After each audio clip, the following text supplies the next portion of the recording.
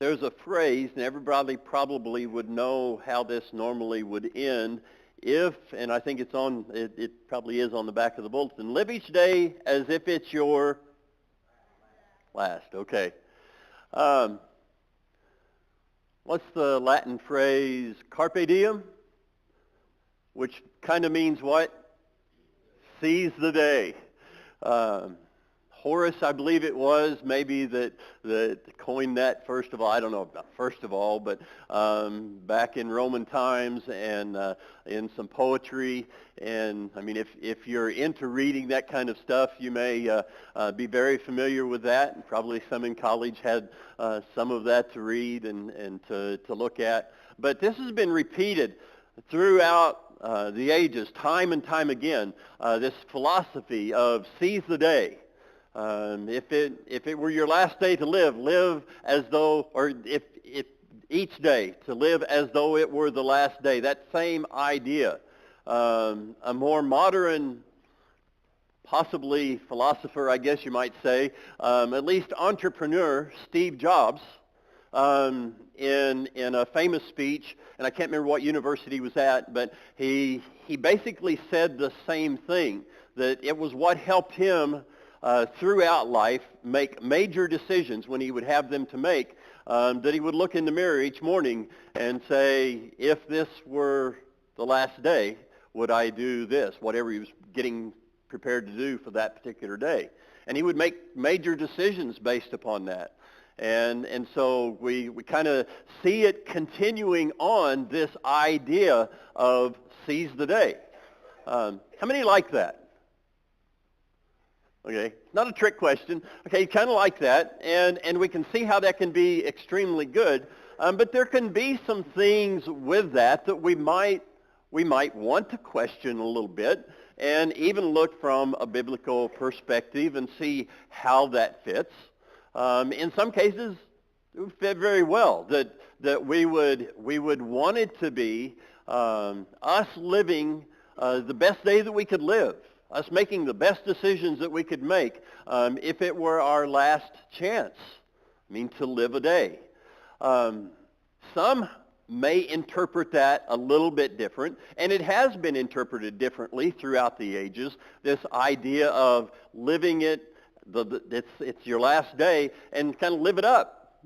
It's a party like it's 1999, right? That idea, boy, that one went past a long time ago, didn't it? Some of you never heard that before. But that has been, for some, the way that would apply. It's like, it's going to be over anyway, party now. And so you basically turn inward. It becomes something that could be very selfish. That you do not consider either the world as it continues on without you, and what affects whatever you would do today, if it was just your last day, what effects that would have on other people. And so we could say, well, it just absolutely depends on how you would view, living today as the last day, depending upon where your heart's at. Really, where that would go, how you want to interpret that seize the day idea. And of course, many who have written that or made it in statements, in speeches or whatever, have meant it not in that light, but in such a way that it would be for good. But there are various things to take into account. I want us to turn to probably a very familiar passage of Scripture. And it's in Matthew chapter 25. If you're not familiar with this, well, we're going to read it together.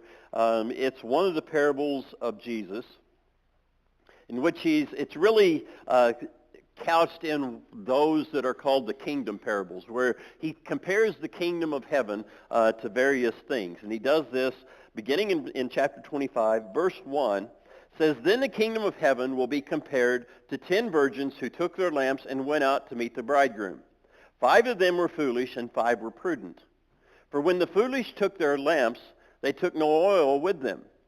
But the prudent took oil in flasks along with their lamps. Now while the bridegroom was delaying, they all got drowsy and began to sleep. But at midnight there was a shout, "Behold, the bridegroom! Come out to meet him!" Then all those virgins rose and trimmed their lamps. The foolish said to the prudent, "Give us some of your oil, for our lamps are going out." But the prudent answered, "No, there will not be enough for us and you too. Go instead to the dealers and buy some for yourselves." And while they were going away to make the purchase, the bridegroom came, and those who were ready went in with him to the wedding feast, and the door was shut. Later the other virgins also came, saying, "Lord, Lord, open up to us." But he answered, "Truly I say to you, I do not know you. Be on the alert then, for you do not know the day nor the hour." Now if we only had that last phrase, "For you do not know the day nor the hour," it would be the idea of what? We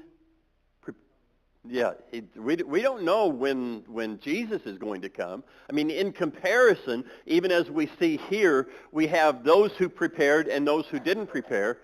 Those actually, I mean, there were 5 of them who were living as though it was the last day. But it kind of went into another day and they were out of oil. So you can see how, depending upon your mindset, depending upon where you're coming from, when you have this idea of live each day as if it were your last, that it may leave off some preparation that needs to be there. Because there's an importance that we see within this parable of being prepared for more to come. And so while we want to live each day as if we're not going to have another chance, it doesn't mean that we do not prepare for the time that is to come. I mean, so just forgetting that there is a future, forgetting that there is something perhaps to plan for. There were those who were prudent, those who were wise, depending upon your translation there. They were prepared for more time to come. They took more oil with them. And so we could finish the phrase in a different light. We could look at it in a different way and say live each day as if it were your first. You know, you think of approaching this time of year. Well, this is the last day of 2017. And we're getting ready to start a new year. Well, tomorrow, I mean, we're going to have kind of a different mindset, different than today, because this is the last day. Tomorrow is what? The first day.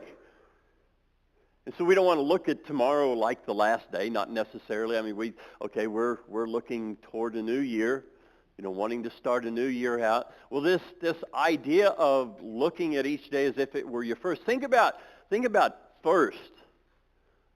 I mean, if you have a newborn baby and noticing things, just sometimes looking into the eyes of a baby, looking back at you, or looking around a room.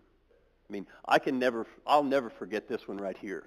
Just bright-eyed and looking at absolutely everything that was around. And it was just fascinating to watch.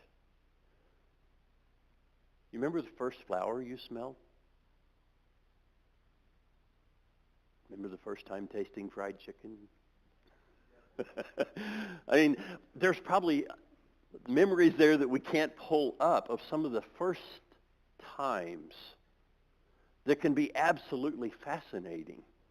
So why not live each day as if it's our first, rather than just looking at living each day as if it's our last, being prepared for more, that there's something to be expected. You know, there's a passage, and I know I've probably read it many times, but it's in James chapter 4, and I want to look at it again. Because sometimes we only look at it from the standpoint of the brevity of life. In James chapter 4, verse 13, says, "Come now, you who say, today or tomorrow we will go to such and such a city and spend a year there and engage in business and make profit.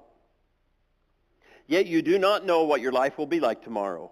You're just a vapor that appears for a little while and then vanishes away. Instead, you ought to say, if the Lord wills, we will live and also do this or that. But as it is, you boast in your arrogance. All such boasting is evil. Therefore, to the one who knows the right thing to do and does not do it, to him it is sin. Okay, so he says in this passage, and sometimes we kind of leave off the latter part, but he says in this passage, you know, those who are planning, and we're going to go to this such and such place, or we're going to start this business, or we're going to go do this, and we're going to make this, or we're going to make that, and we have all of these plans. He says, you need to realize that your life is just like a vapor. It's here for a little while, and then it's gone. So we understand that. Life is brief. Life is short. But then he says you ought to say, if the Lord wills, we will do this. He doesn't leave off making plans that there's going to be tomorrow. He doesn't say, don't make any plans for tomorrow. He's talking about making plans for tomorrow, not including God in those plans. Not allowing God to be a part of those plans or making those plans even for you. And so he says you ought to be saying, if the Lord wills, we will do this or we will do that. And that is not just living each day as if it were the last, because you're expecting more. It doesn't mean that we're not wanting Jesus to come. It doesn't mean that we're not expecting Jesus to return at any time, because we know, even as the description is, even within the parable, and then elsewhere as Jesus talks to people, like a thief in the night, not expecting, when one is not expecting. And so we know Jesus is going to return. That doesn't mean we can't make plans. It doesn't mean that we shouldn't make plans, but include God with those plans. So not necessarily, overall, and take the statement to just be an absolute, to live each day as if it were our last. How many of you came here today expecting to be existing on January the 1st, 2018? Most of us have. And so we do this now for us to check. So we don't really live each day as if it's our last. Thinking, okay, this is my last day. On a regular basis, unless there's some extenuating circumstances going on. We're expecting to live tomorrow. Now, our checkpoint then should probably be, have we included God in tomorrow? Have we included what he would be expecting out of us tomorrow? There's several other passages of Scripture. One is in Proverbs 27, and Proverbs is one of those interesting books. You can't just turn there and you think, okay, verse 1 talks about it, and so you keep reading expecting just a little bit more enlightenment. No, it's not that way. Some of it is, but a lot of times it's just, you get one verse, and that's the proverb, and it just goes on to other good advice that is being given. But chapter 27 and verse 1, do not boast about tomorrow, for you do not know what a day may bring forth. This is very much what James was saying, probably pulling off of that even to some degree, not boasting about tomorrow. Because you don't know what a day is going to bring forth. That doesn't mean we can't expect it. But to realize with those expectations, first, God is in the plan, and it may not be there. For all we know, this could be it. In Psalm 84, there's just a little bit that I want to read together there. Psalm 84.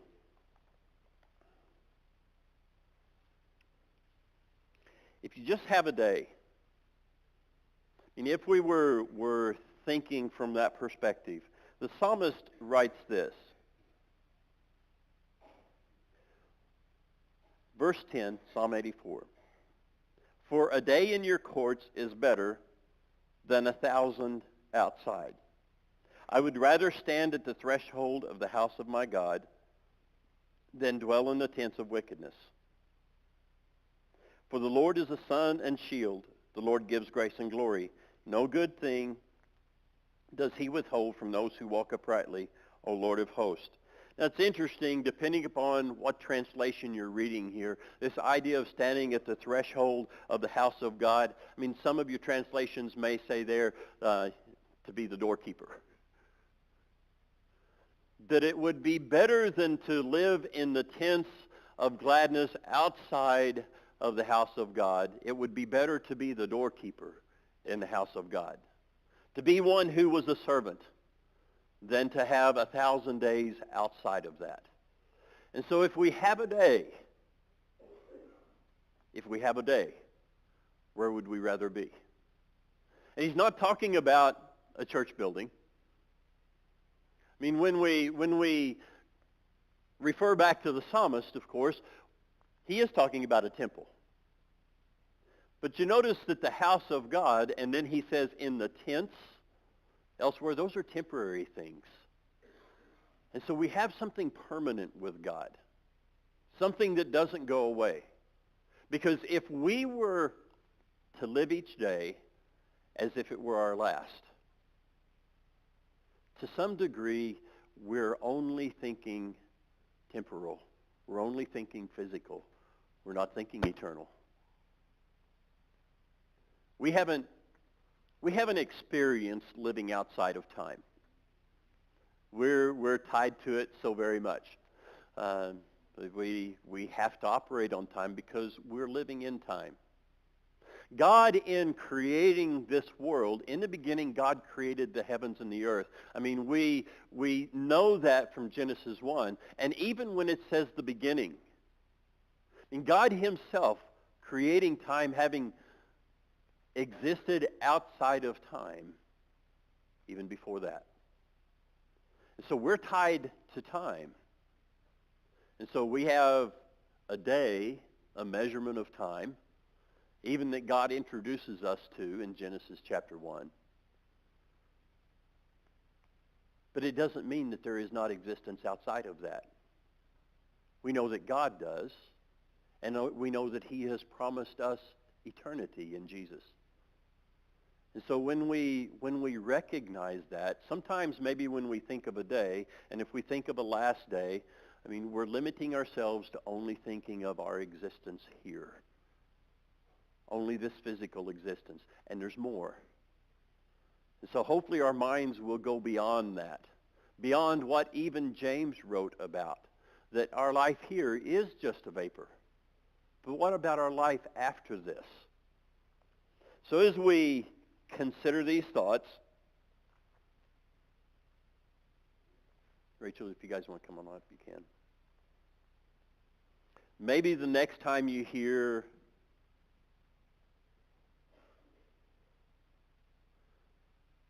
this phrase, live each day as if it's your... See how we can use it either way, can't we?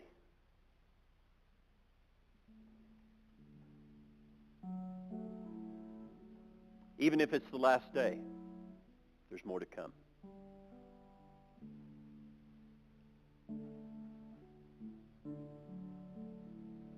Hopefully that helps us know how to approach tomorrow. If you're here and something about this says to you, I need my life right with God, then there must be a recognition with you that something about your life right now is not right with God. Whether it's making a step to say, I believe in Jesus Christ, I believe that he died for me and rose again, and you've never done that. Or to commit to that and be baptized into Christ to begin a brand new life. Or to say, what he has given me is based upon what I've given him. But somewhere along the way, I wanted to take my life back. If there's anybody here that needs to respond to this, to make things right, in case it's the last day, there's an opportunity. And then let's look forward to tomorrow. If you need to come as we stand and sing.